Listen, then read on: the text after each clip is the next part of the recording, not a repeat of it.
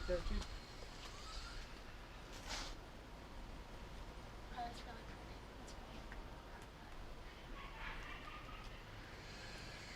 30 seconds.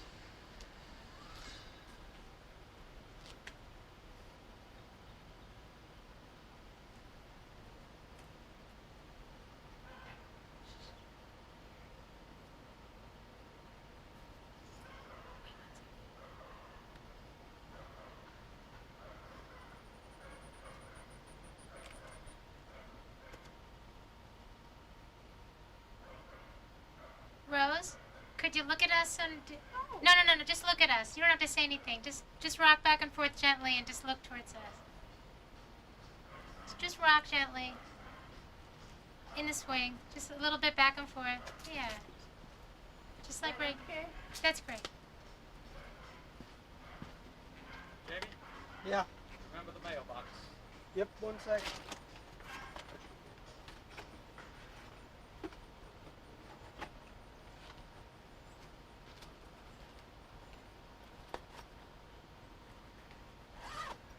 Judy, You got it? I want to get a picture of you and Rose right there. If you just shut it down and just go.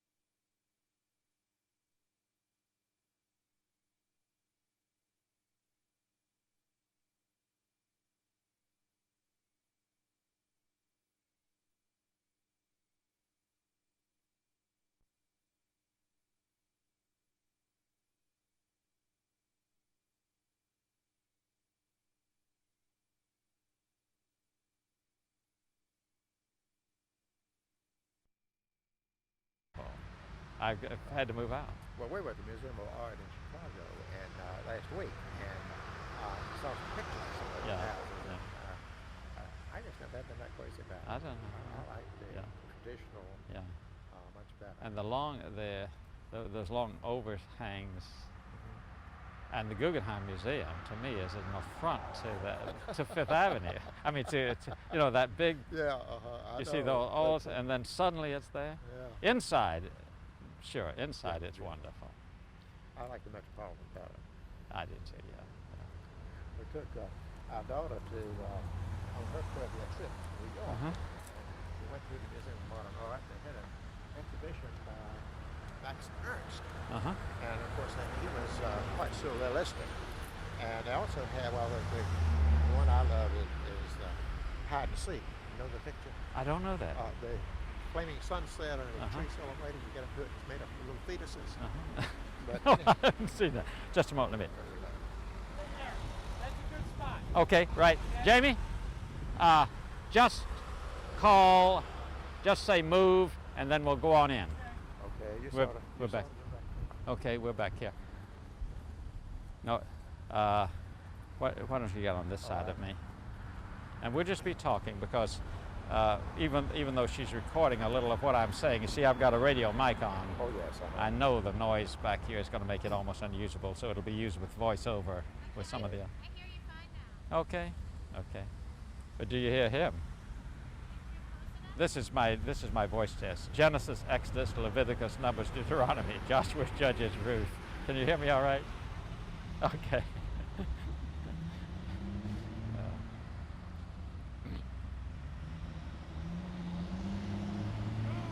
Okay, we go on in now. Tell me about the house. Well, this house was built in 1873 by my great-grandfather for one of his daughters. He built 3 houses. The other one is right up the street here for Aunt Mary and Aunt Fanny next door, and this for my grandmother, Emma, and her husband. He wanted to keep his daughters near him, so he built each of them a house along South Main Street and gave each of their husbands a cotton mill to run. And my grandfather and grandmother were married in 1871. This house was completed in 1873. Just go on in. This is, of course, the front hall Uh-huh. where we had beautiful, beautiful dances. You see, the house is perfect for Yeah, entertaining. okay. All right, now I think we've got that. I'm going to see how it works. We may have to do one more take on this.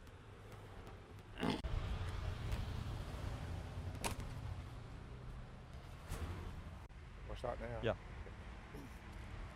When my great-grandfather, Edwin Michael Holt, had 10 children, 7 sons and 3 daughters. He loved his daughters and wanted them to stay in Alamance County.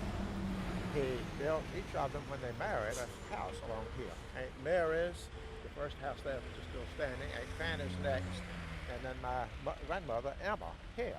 He also gave each of his sons-in-law a cotton mill to run, which was an offer they could not refuse. And so they all stayed here. This was the house where my father and all of his brothers and his sister were born, and this was the house where I was raised from the time I was 6 weeks old until I went off to school and got married. The house was built in 1873. My grandparents married in 1871. And this is a little bit less severe in style than some of the others. Others were more truly Victorian. This is more a Queen Anne revival, which I like. I like the symmetry, and I like the plainness of the outside better than all the extra things that some of the Victorian things have. Yes. Uh-huh. But it's a livable house, and it's fine for entertaining, and we had some glorious times here. Thank you. Go over this way. And that moment, Oh, yes, that's great. and, Funny, in my...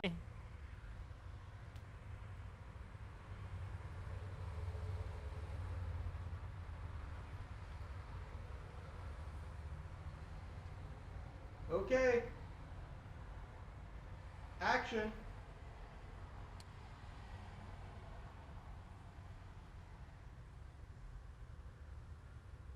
Action!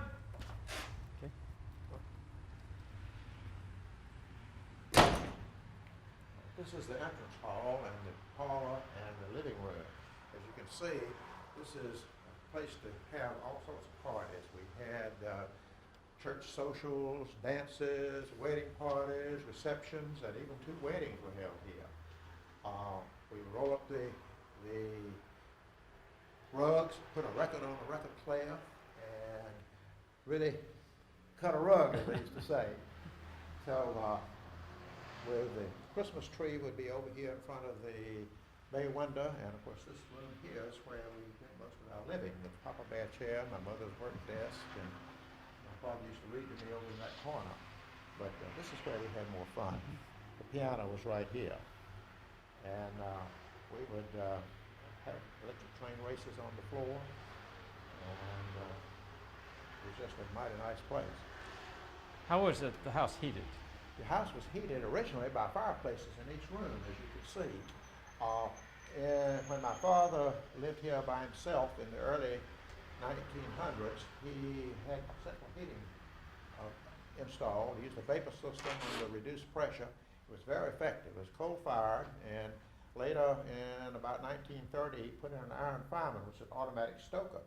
It was controlled by a thermostat on the wall over there, and it would start the machine stoking fuel when the temperature got down. It was very efficient, and used a lot of coal, though, to heat this big house. I bet. Okay. All right. The molding up there was originally in the house when it was first built and has not been altered in any way except for a change in light fixtures, and it's been plugged up since the light fixture was taken out. They're in almost every room of the house. There must be 7 or 8 of them around. I see one right here. Here's one in the entrance hall, and then each one is different. There, I don't believe any 2 of them are exactly alike. There's another in the living room, and this fireplace has always been my favorite. It is, I think, a beautiful artistic work. We used coal in this fireplace and used wood in the other one, but this was the living room where we did most of our living, and my father's chair was right over here where he used to read to me as I crawled around on the floor and over the top of it. And my mother's work desk was over here. Now this door here opens into the dressing room and bedroom both. This was originally a bedroom, but it was made into a dressing room and sewing room after the extra room was built on from my great-grandmother when she moved in back in 1884. But my mother used this as a bedroom, and I stayed in the other room. I've used every bedroom in the house. How many brothers and sisters did you have? I had none. I was the only child. My mother was 39 when I was born. My father was 45. She thought I was the menopause. I think I did not disappoint her. Everybody hold it one. E.M. Holt wanted to have the finest things for his daughter so they would stay around. He didn't want Emma moving back to Fort Mill, South Carolina with her husband, where he was from. And now... What did you do then?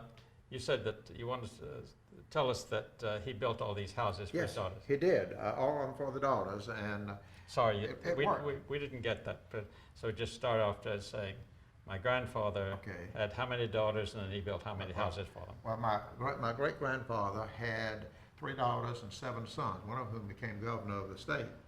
And his 3 daughters married people not from this particular area. So in order to keep them there, he built each one a house along here. This one, the one next door where the municipal building is for Aunt Fanny and Aunt Mary's up next to the square. And he also gave them his son-in-laws a cotton mill to run. That's an offer you can't refuse, as in Godfather. But he tried to do everything nicely to try to keep them here. And I think this fireplace mantle here is one of the things, and the molding which was, I guess, considered quite good for the day, and I think it still does look beautiful. Do you have any idea who built this, the craftsman? I do not know. I do not know. It was probably local people with imported artisans, maybe to do the fireplace, the marble work, and that sort of thing. I think this is imported. This looks like Dutch tile and Italian marble in the fireplace. But I think the house was built with local construction folks. E.M. Holt knew everybody and knew who did good work and who didn't, so I guess that was the reason. How many servants did you have here? When we were living here, we had a cook and we had Hosey, who was a jack of all trade and who became my father after my father died. And he was responsible for my early teenage years. He would take good care of me and would administer a little bit of instructions on the hind parts from time to time. But he was a wonderful man. And they were both black, were they? He was. Now, Aunt Emily was half Cherokee and half black. And she lived in a little house out in the back and was a marvelous cook. Buckwheat cakes and, she could fix rolls and the best cooking you ever saw in your life. And she always used the coal stove, wood stove, but never touched the electric stove. It was just too much of a contraption for her.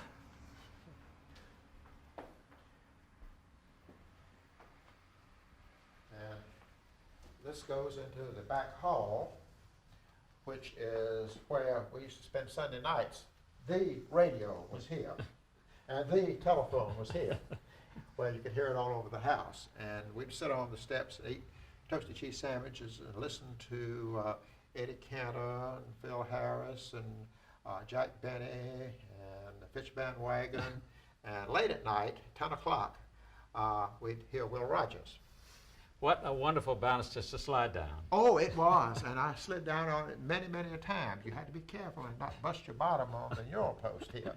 But we would sort of grease it up with a little wax paper and slide. We had a banister that kind of curved, but it was almost like that in my old house in Salem. I remember that.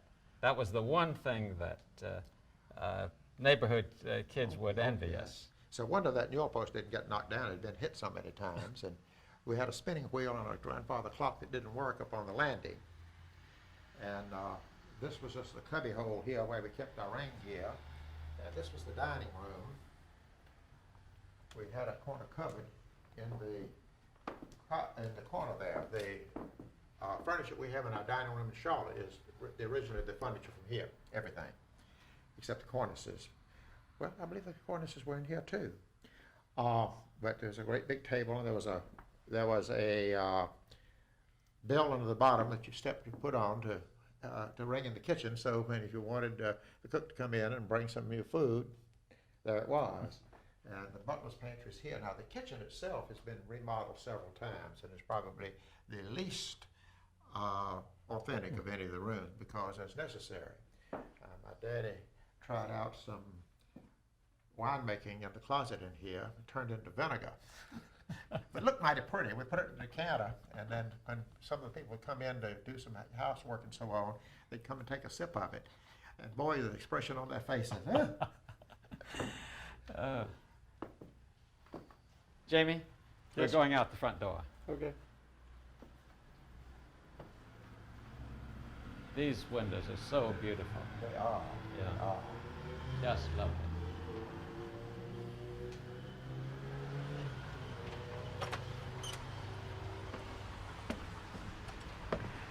Now here I notice there's not even a sidewalk out there. Oh, now there was a sidewalk when I lived here. The sidewalk was about, well, actually the sidewalk would be out in the street now. Mm-hmm. And there was a bank that went down about as high as this, maybe a 4-foot bank that went down, and there was a curb, but then there was dirt between the curb and a 2-lane road here. And I guess when they widened it, they tore the sidewalk down and have not replaced it yet. There's really not that much of a reason to. But I used to slide on a sled on the sidewalk when it got cold. In fact, they would take water and pour on it and freeze it, and then slide. Nobody fell on it, thank goodness. We're going around the house. All right.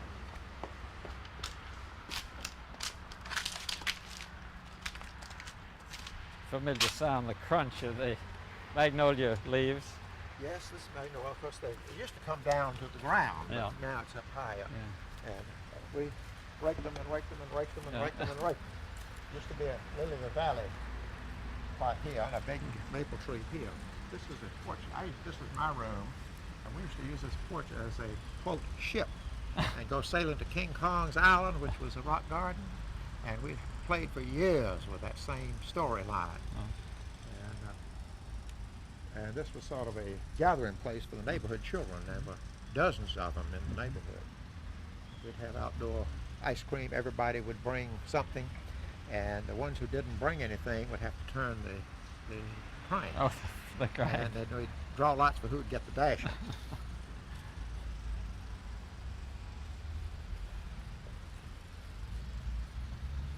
And the garden was out here, these next two houses in the garden, which later became our football field.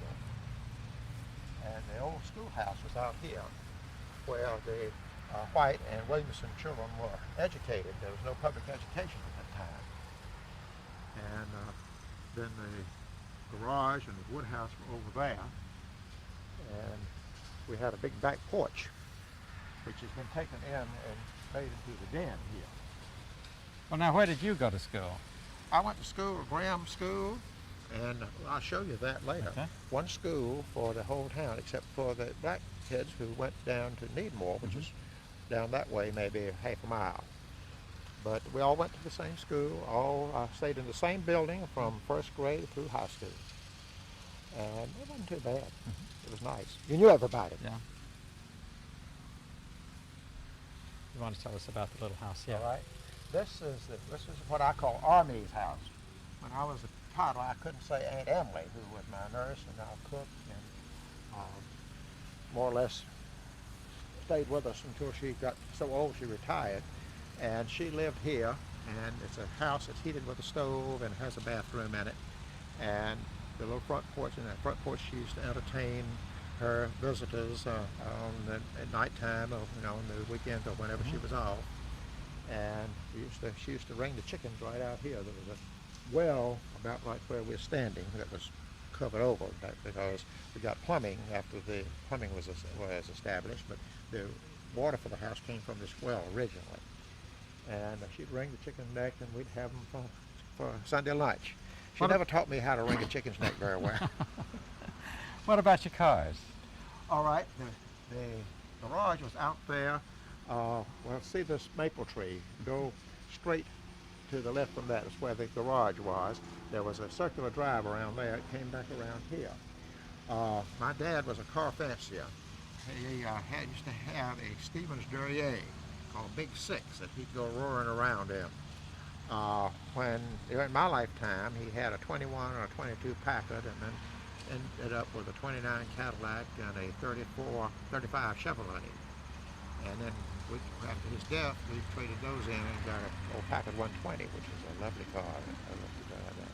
But Well, when you first wrote me, you said that you used to ride around with your father. Was that? oh yes, oh yes.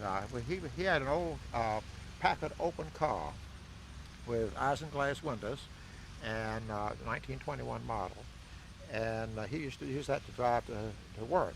And he would come home for lunch and park right here and take a nap. And he'd take a nap of about 30 minutes or so, or an hour. And when I figured it was time to get up, a lot of times I'd go climb in the car and hide behind the seat and not get out until after he'd already gotten back to the office. And he'd go in, and I'd get up, walk in, and he'd see me and pick up the phone and call, Adelaide, he's with me, he's okay. Then he'd take me around with making rounds in the mill and get an ice cream Eskimo pie, and I adored my father. We got a good shot of the house, did we? Okay. This is the only outhouse that's left. There was a greenhouse right there, well, almost to that bird bath, not quite. And then the schoolhouse and the gas house, the chicken coop, and the dog yard and the pear orchard and the garden, which we used as a football field, and then the garage and the wood house and store and coal house, one on one side of the house, one on the other. Then there were two barns and the place, the lot where they kept the horses and horse and buggy time. And then there were two tenant houses back on Maple Street. And one of them used to raise gamecocks. They lived right back here, the Longuses. And Sunday afternoon, they'd have cockfights. And I remember very well going and seeing the cockfights, which of course were illegal, but they had them anyhow. How do you feel about seeing this house in this condition now? I hate to see it. On the inside, it's not too bad. On the outside, it looks terrible. The Historical Society is trying to arrange a renovation, and they've got studies going. They've got a grant for studying it. They want to move some of the committees into the place and maybe have it as a place where you have social events like a wedding reception or like a civic club meeting house and that sort of thing, which would be wonderful. There are not too many of these places left, and they've been torn down day by day for the aluminum and concrete and that sort of thing, and I just hate to see it go. And of course this brings back memories. Everything about here brings back memories galore, and most of them are fond memories, very fond memories. Well, I'm asking that because we've also talked with a lot of textile workers who are also anxious to hold on to their That's right. And I think it's important. we were talking to a fellow the other day, and he had a brick from the old mill. Mm-hmm. He said, "This is my history." Yes, yes. And I think the workers felt that way. In going about trying to find people that worked at the mill, there are not many of them still alive, because what happened once they got a job, that was their job for life. And they stayed. There was very little turnover, except for illness and for occasionally they'd move out. And when the young people came along, of course, the war came along and changed things there. And so most of the old workers are just not here because it's past their time. And they have felt a loyalty. And a lot of the mill houses have been remodeled, and I think we'll go over there and see some of those if you like. Okay. Yeah.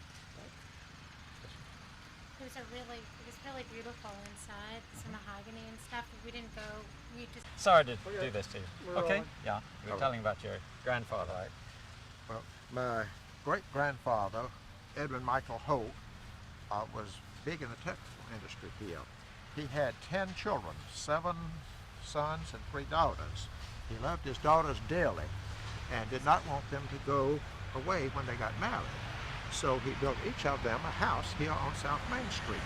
The first house up nearest the square was Aunt Mary's, and she was married first. Then Aunt Fanny was in the house right next to where the municipal building is. Then my grandmother, Emma, married James Wilson White from Fort Mill, South Carolina. And instead of moving back there, they built a house here. He also gave each of his sons-in-law a cotton mill to run. My grandfather and his brother-in-law, James Lee Williamson, were in the mill at Hall, which is about 12 miles south of here, straight down this road. And this was an offer that you could not refuse. Yeah. Getting a cotton mill of your own, yes. That's right. And of course, my grandfather died in, I believe, 1886 at age 47, so he was not in the mill business for long. And his brother-in-law ran it, the Williamson family ran it up until the 1930s. Now, you mentioned the library.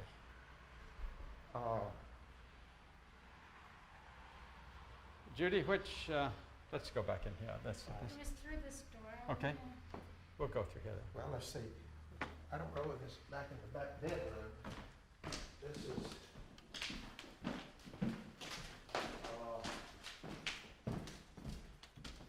is the room that some people call a baby room. And I'm not sure, they say they're not sure whether it was because the baby stayed here or whether the babies were conceived here. I was. And this is one of the bathrooms. We only had 2 bathrooms at the time. I think there are 3 now. The McClure's added another.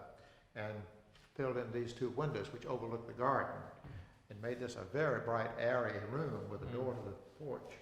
And then 4 big windows. There's not much room on the walls for furniture.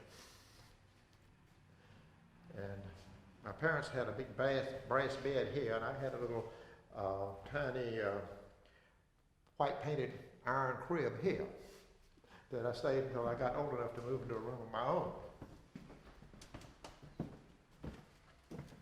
This room was right over the furnace, and the flue came up here, so this was warm in the morning, so everybody used this as a dressing room because it stayed warmer. It was also used as a sewing room.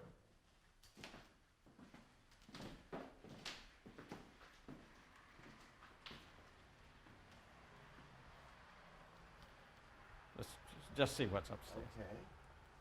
Yeah, I bet you, what a wonderful oh, place to slide I'm down. slide down that one more time Okay. Before we leave today. Can I do that? You could do that right now. Right now. Okay. Lord, does this ever bring back memories?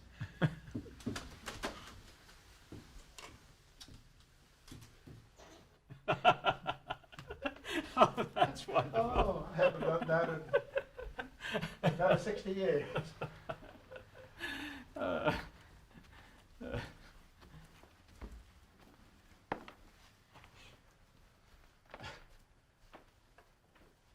This is the sort of loft hall here. Lighted by the window. This is the original bathroom. Another one's been added. This is the back bedroom. Now these are the original floors here. So many of the rooms have been replaced with oak hardwood board on top. But these are the original floors. Let me see if that gas light is still in the closet here. Yeah.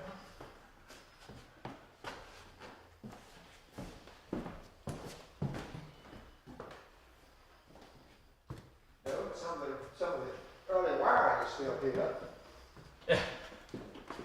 Oh yes, I see that. Yeah. And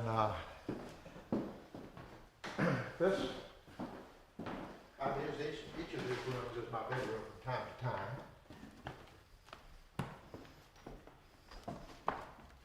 And this is not a built-in, this was a big wardrobe that was kept here, and before that was built in. And this is one of the guest bedrooms, and the other is a mirror inside. But this wallpaper's been replaced, I guess. Yes, I think so. Yeah. And it was a floor pattern when I was this room has no fireplace. The only room in the house that has no fireplace, right over the entrance hall.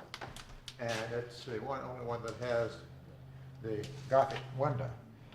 And this was used as a storage room. Now, the McClure's used it as a bedroom, but we used it primarily as a storage room, trunks and everything. There's no usable attic space in the house. And this is the room. Now, this was actually a pink room, and the other one was a blue room when we lived here. And guests stayed here, did they? Guests stayed here, yes, and we had lots of guests. Lots of guests. My mother and father entertained all the time. And with all the kinfolks, there was somebody every week or two. Remember in the South where it was almost a disgrace to stay in a hotel? Yes. I mean, if you stayed in a hotel, you didn't have anybody to stay with. There was no hotel in town. There was no hotel in town. Yeah. And Burlington had the Alamance Hotel, and that was long before the days of motels. And you stayed with kinfolks and friends. And the transportation being slow, you didn't come and stay one day and then go. You came and stayed a week or 2 weeks. And this was very nice because it made for a very close relationship between families and friends, which I don't think you get now like you used to.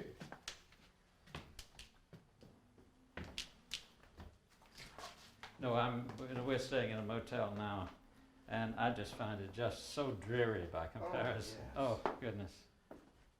Well, the bed and breakfasts are coming back. They are coming back. And I that's think true. that's more like the old times, but that's still not like No. staying with a good friend or staying with a family member. Yeah. But, One thing I do when I travel a lot for the cable, the National Federation of Local Cable Programmers, and I say there are two things you've got to know one thing you've got to put me up with people, no motels. yeah. Otherwise it's just, I get depressed. Well, I can see. Well, we went to Chicago. We stayed with a cousin in Chicago, which was nice. And we were in Hinsdale, which is about 20 miles from the loop.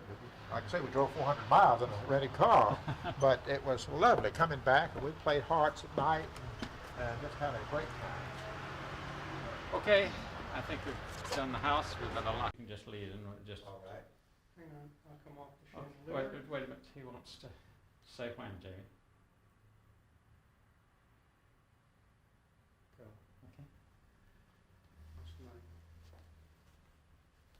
This really brings back memories. I bet it does. Big old door. It is. Yeah.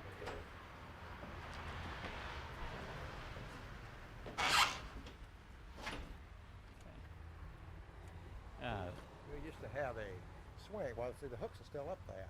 Oh yes. Out here. Or just.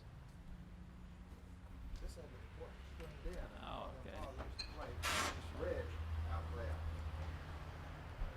Which is an old Victorian. It was a place where, in Abraham Lincoln's day, they had a lot of. Couldn't believe he slid down. His wife used to go there and all that stuff. And so they tried to fix that place up, and they had about 20-some houses they were trying to save. They finally cut it down to about 5 or 6 because it was just so expensive. Yeah, that's the thing. But apparently they couldn't do it because of some EPA thing, and so they were not able to go through with it. But that land, of course, is valuable. Sure. And so that they, in the process of thinking about tearing it down. That's a beautiful house on the inside. I've been in there many, many times, but not any in the last 50 years. But I remember my Aunt Mary living there. But that house, We'll take a look at that as we go. Okay. One of the things that interests me is how fine the details are on this house. They are. I mean, just the posts, how well that's fixed up. This house is probably A pre-revolutionary house in New Jersey, in one of the small towns there. He spent his whole life fixing that thing up. And I went to see him in the hospital just before he died. And I asked him about his life. He was thinking, he says, that's one thing I would never have done if I had it over again. Every week there was something new to fix up about that. I wanted it to be right, but it's just not something that a single individual should try to do. That's right. The same thing with this. I think getting it into a community type of thing would be better because. Of course, they've been so lucky in Savannah. Oh yes. Where they've saved the. Down there along the riverfront. That's right. I was told that they were not very supportive of the New Deal during the Depression, and so they didn't get the money that would have destroyed those parks to straighten out the streets. Yeah. Thank heaven. I know that. Well, we didn't get.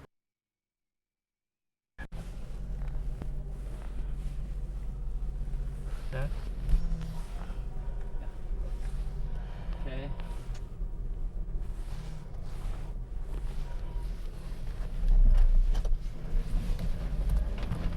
What are your favorite members of that old Packard that you had? Oh, I learned to drive on it. I learned to drive in the driveway here. I drive as far backwards as I did forward. So when I learned to drive, I was as good at backing as I was going forward. I could get it up to 30 miles an hour in that driveway and slam on the brakes before I got to the sidewalk. Who taught you? Hosey, who was our everything. cook, handyman, mechanic, instructor, disciplinarian, the whole works. A marvelous man. And you can take it very easy around here. All right. So we'll go right around the courthouse and then come back. All right.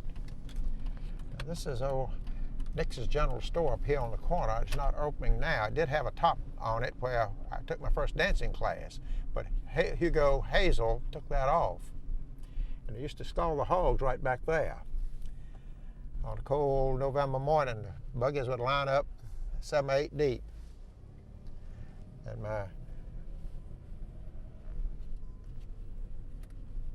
this was the main part of town. My doctor's office was over there next to the jewelry store. Some of the places are here. This men's shop was here. It's Hell's Men's Shop. The movie where it was 15 cents for adults, 10 cents for kids. And of course, Green and McClure's furniture store is still there. We'll go up and turn around and then come back and drive all the way around the courthouse. This was originally the old opera house here. Every town of any size or 1,000 up had its own opera house where the shows would come. It was later made into a furniture store, Richard Thompson's Furniture Store. What kind of shows did they have there? Vaudeville mainly, I guess, and just traveling shows around. The people in the town would put on things, but it was primarily the vaudeville shows. They didn't have television, and people couldn't go to the big cities to see them, so the shows came to the people. Well, I remember in Winston-Salem we have something called the Shelton Amos Players that would come about half a year, and it was a repertory company. Well, this is the type of thing that would come here, and then the medicine shows would come around, and sometimes the evangelistic gospel tents would come around, and they'd pitch in the grove right across from where the house was. And we used to go over and hear the long-winded preachers and sing all the good songs.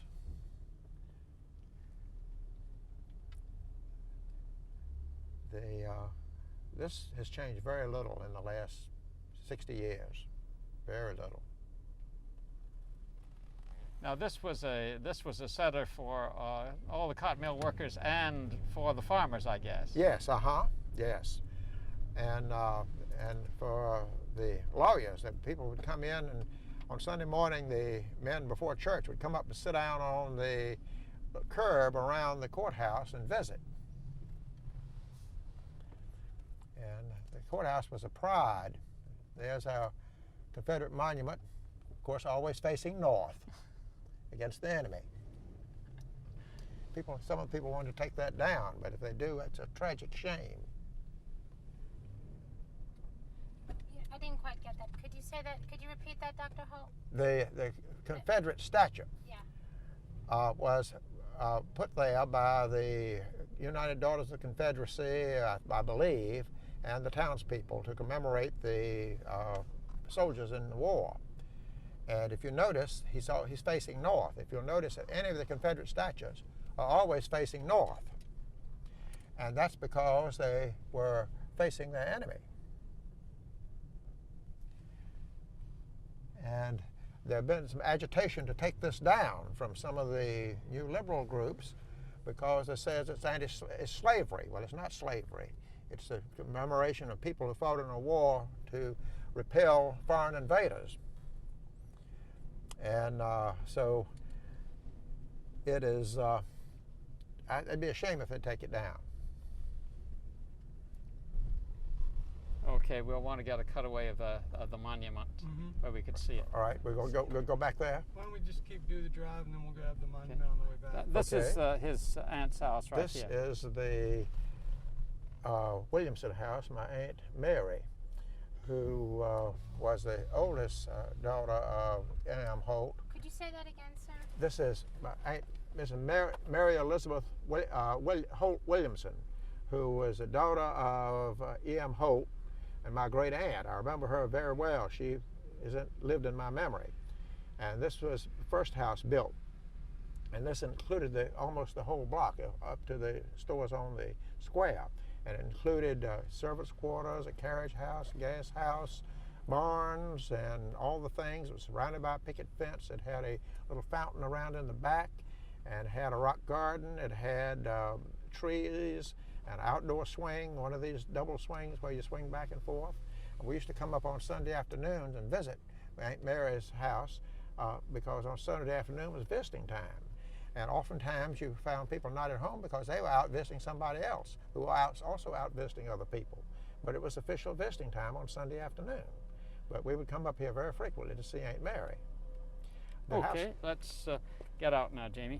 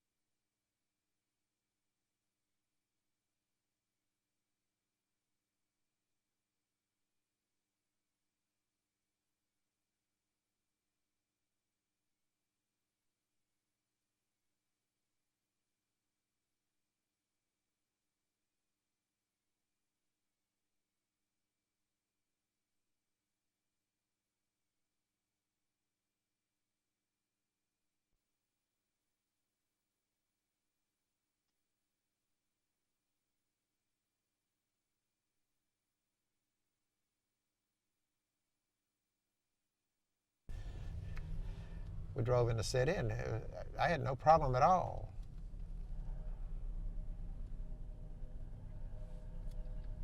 Yes, the doctor and his wife were telling us about their time in New York, and it sounded like it was really good, because so many people have nothing but horror stories about New York. And there's a place here that I think serves pretty good food. Oh, good. Let's do that then. It's just plain old country food. Right. That's what we want.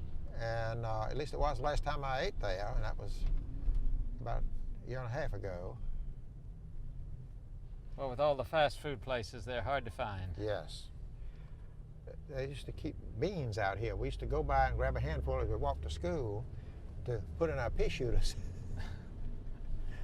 We wouldn't shoot at the teacher, but we'd shoot it at other folks. Here's the place right here, Rich's Cafeteria.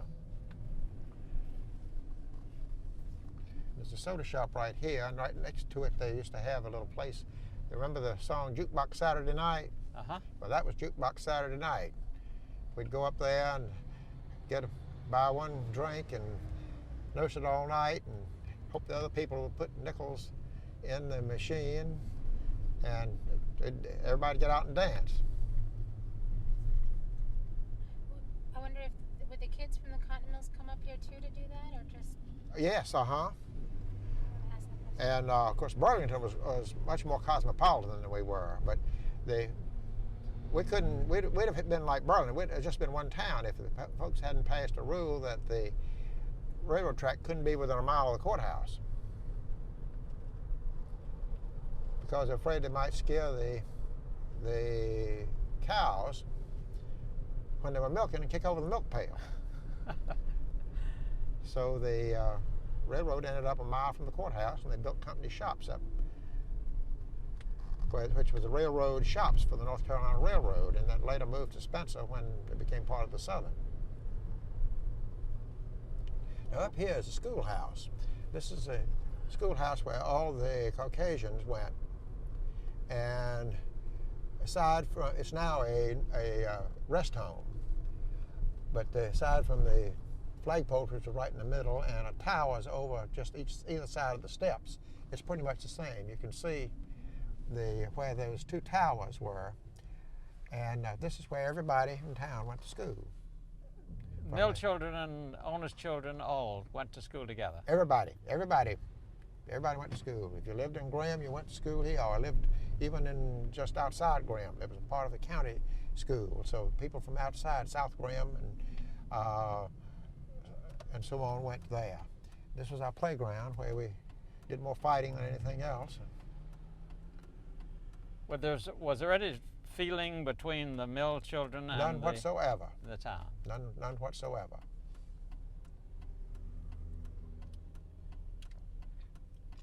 The mill, well, there's a mill town, 3 mills, and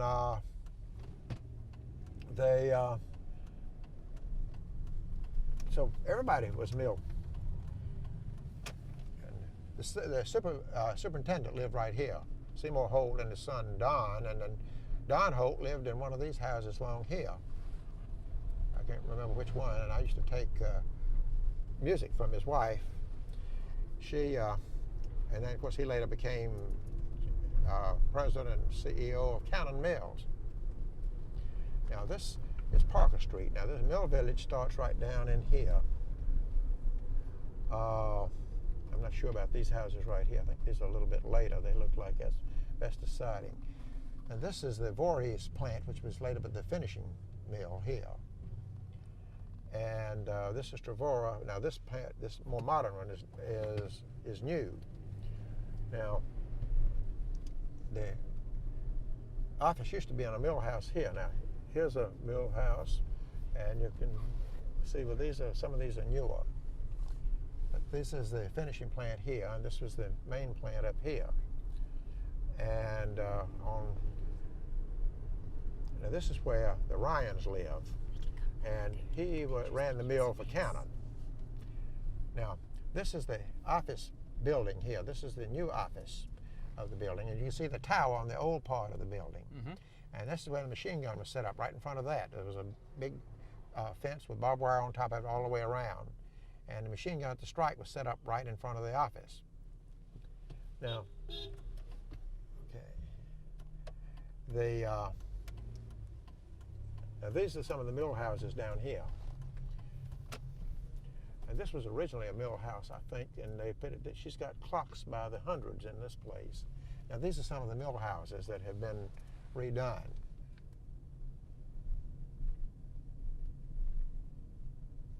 Who are living in these? Anybody. So it's not just retired textile workers here? No. And this used to be called the Frog Pond down here. It's sort of a marshy area. And of course these are newer houses down in this area. Okay, let's turn around and go back up to the mill. All right. And then we'll get out. We'll ride around to the back where you can see some of the older part.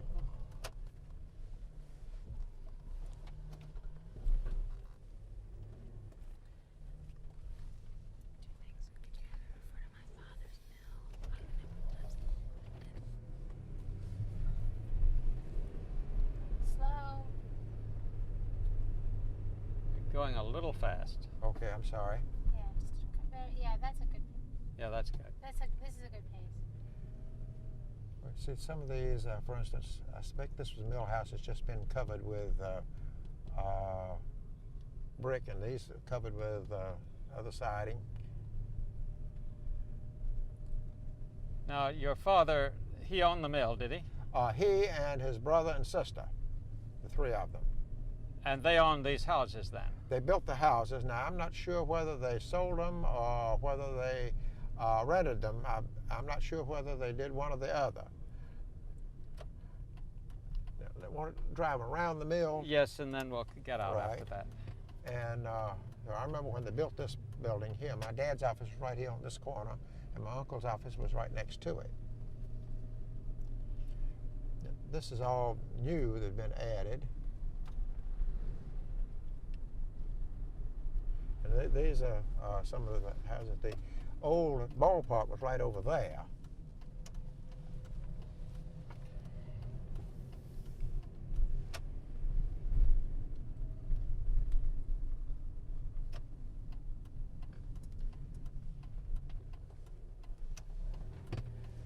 The powerhouse was right here, you see, and it was very near the road where you could, with a good arm, you could throw dynamite over there very well. I remember during the strike, see this door here, there was a guard there with a high-powered rifle, and he kept guard there all night long because you could come right here and throw the dynamite right over.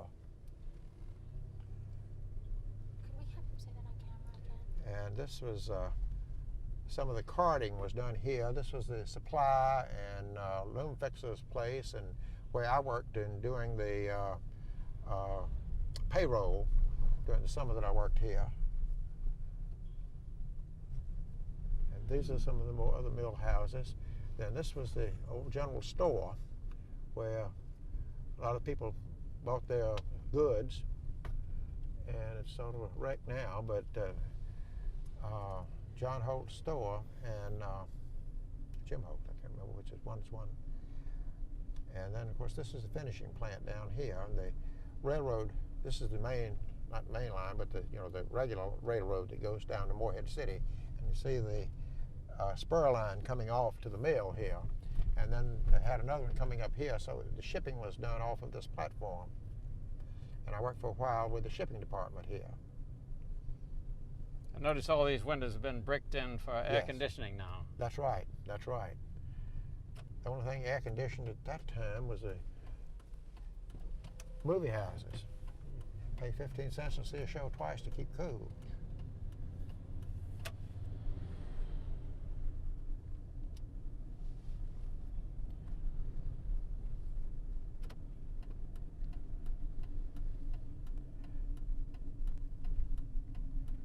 And this is the descendant of the Holt store. It served the neighborhood. The nearest other store was downtown now. Well, there was another one up at Sydney, which is Mill, which is a little ways up that way. Now, which way do you want to go? All right, I think we better find a place to park because I Okay. want to get out and redo some of this outside the car because I'm not quite sure how much we're going to be able to see. Well, I don't know because they built the new part all the way around the old Yeah. part. But how about parking down on Melville It'll be Street? fine. That's fine. And, well, we have to get on the other side, I guess.